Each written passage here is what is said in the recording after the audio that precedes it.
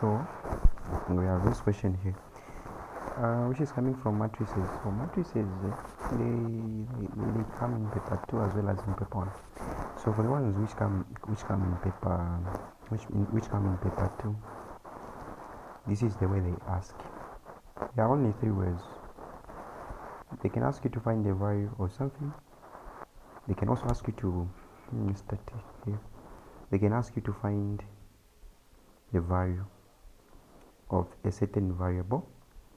They can also ask you to find the determinant, and lastly they can ask you to find the inverse. So there are only 2 ways. So it is either they ask you to find the value of the variable, then at the end they are going to ask you to find the inverse, or they can ask you to find the determinant of a certain matrix, then they are going to ask you to find the inverse. So only these 3 ways. So as you can see here, we have been told to find the value of x as well as finding the inverse. So we have the first part as well as the second part, the third part. Okay, so given that matrix L is equal to, this one is the 2 by 2 matrix, and matrix M is equal to, this is x negative 4 by 2 and as well as negative 3 here. So find the value of x for which the determinant of matrix or matrices L and M are equal. So if this one, which is matrix L and matrix N, they are equal to each other, meaning to say even the determinant has to be equal to each other. So if matrices are equal to each other,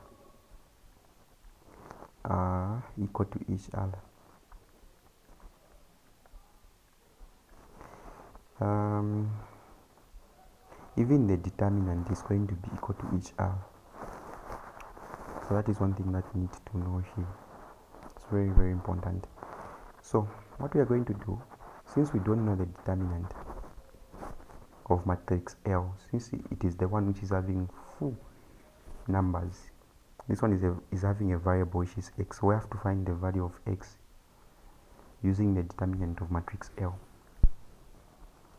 So determinant of matrix L is going to be equal to major diagonal, so the major diagonal or diagonal minus the minor diagonal.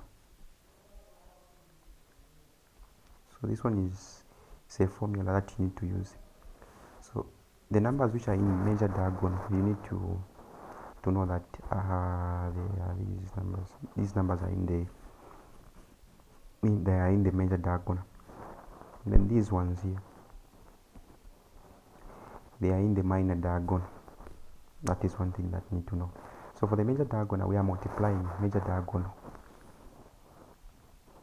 So we have negative 2 multiplied by 7, then minus, so always in the formula there is a minus. Then for the ones in the minor, we have negative 2 multiplied by 6, and then this is going to give us negative 14, okay, and this is going to give us negative 12. So negative and negative, that is positive. So negative 14 plus 12 is going to give us negative 2 as our determinant. So since this is the determinant that we have found for L, so determinant for L is going to be equal to the determinant for M. Okay, so we are going to use this formula. Okay, let me just even do this. This is the one that we are going to use. Now the way we are going to do it is this.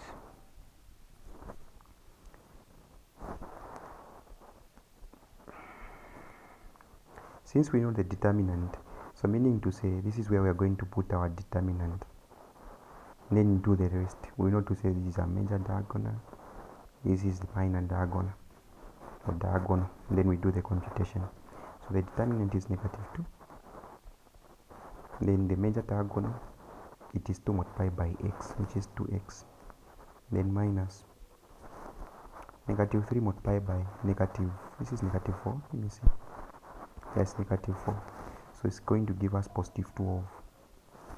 So it's more like we have negative 2x minus 12. So this one can go to the other side, or this one can go to the other side, and this one can go to the other side, whichever way you like. So I'm going to take this one to the other side. We're going to remain with 2x, which is going to be equal to positive 12 minus 2, because this is minus, then 2x, 12 minus 2 is 10, then we divide throughout by 2. So x is going to be equal to 5. So that is the value of x that we have found. So the last one is asking us to find the inverse of matrix L. So this is A, and then this is B. So inverse of matrix L. So inverse is more like negative 1 on top as a power. And this is going to be equal to 1 divided by the determinant multiplied by the adjoint. So adjoint, the way we find the adjoint is this. Let me just complete. So since the value of x here is 5, so our original matrix here is going to be 5, and then we have negative 3, negative 4, and 2. Negative 3, negative 4, and positive 2. This is what we have in, isn't it? So what I'm going to do is, for me to find the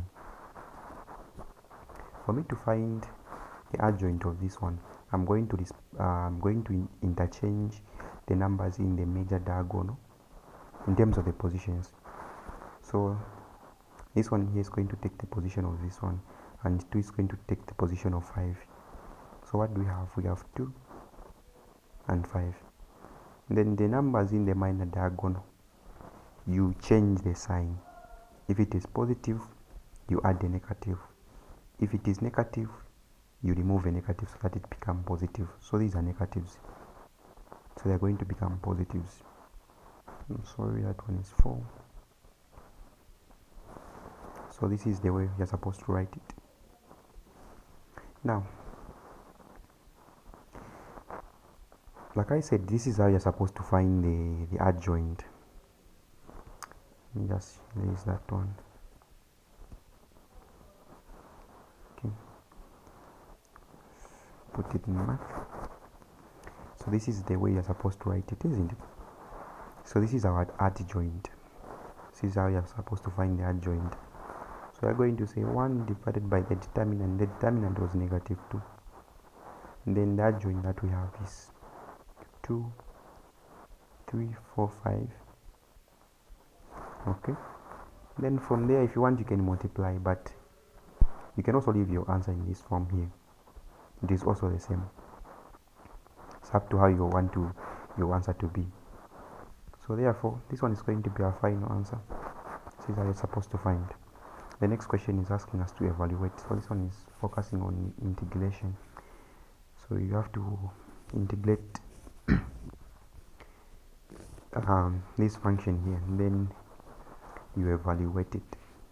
So how do you integrate it?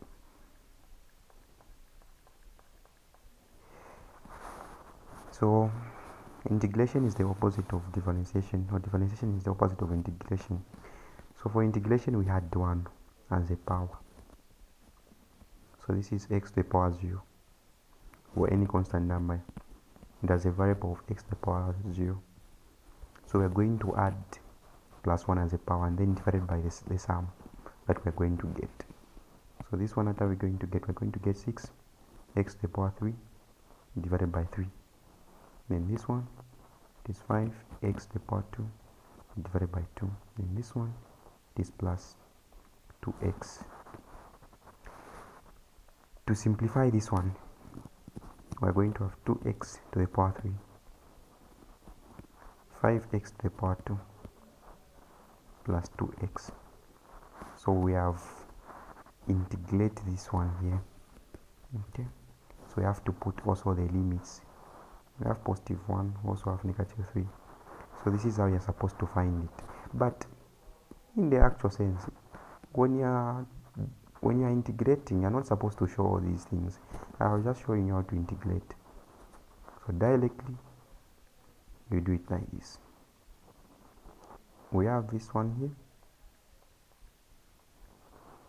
Okay, so we have 5 here, then 2, then the x. So what are we going to have? What are we going to have? We are going to have 2 x to the power 3, then this one is going to be 5 divided by 2 x to the power 3, then plus 2x. Then you have to put the limits here. So we have positive 1 and negative 3. Then from there now you evaluate. So how the formula is like this. The integration of the function minus, okay, let me just put it in this way. Let's say this is f of x. We have to say f of 1, okay, of the function. We are putting now the function, then minus f of, we put now negative 3. So this is the way you're supposed to write it, okay. But actually I'm just giving you this one as an example. So you have to split it. So if this one is the f function, which is the derivative or the f prime of this one here, not the f prime, but let me remove this one, the integration. Let me put this, the integration of this function as well as the integration of this function, and then you put the limit of 1 as well as the limit of 2 on this part here. So it's more like this one as a formula, where you're supposed to put a negative here always. You less the limit of negative 3 from the limit of positive 1. So what do we have? We have this one. This is what I'm trying to say. So for this one we are going to have 1, then minus. So for the second part we have to repeat the same thing, but we have to use negative 3.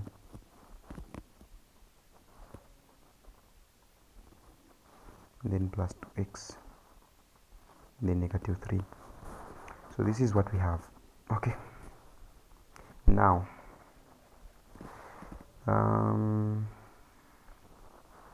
okay, let me do this. This is 1, then this is negative 3. So I have to put positive 1 throughout here and then see what value I'm going to get. Okay, so let me start with the first part. We have 2 open bracket 1 to the power 3, then minus 5 over 2 1 to the power 2, then plus 2 open bracket 1, and then see what we are going to have, then minus, what about this part, 2, then open bracket negative 3 to the power 3, then this is 5 over 2, then negative 3 to the power 2, then plus 2 open bracket negative 3. So let me start with this part. So this is going to give us 2. So it's going to give us negative 5 over 2. This is going to give us 2. So this one and this one, I think they can cancel each other. Then what are we going to remain with? We're going to remain with negative 5 divided by 2, which is approximately negative 2.5. So in this side here we are having negative 2.5.